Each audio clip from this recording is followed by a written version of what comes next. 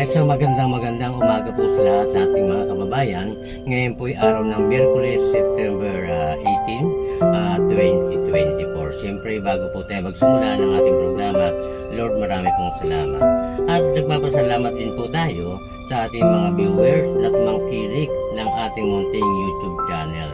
Tayo po ay naka 500 viewers na 3 weeks pa lang po. At siyempre, malaking pasasalamat namin po sa inyong lahat yan. Alam niyo po mga kababayan, kayo po ay kasama ko na sa aking layunin na magtrabaho kay Lord. Unang-una po, siyempre, alam mo na po ang arangkada sakay na ay makapagbigay ito ng libreng sakay na walang babayaran ang ating mga senior citizen at PWD. At hindi lang po yan dyan nagtatapos mga kababayan.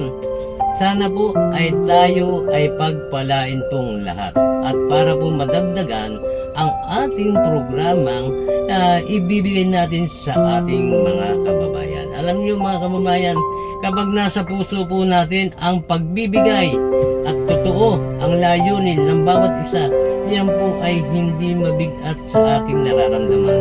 Bali wala po ang pagod, bali wala po dyan yung hirap.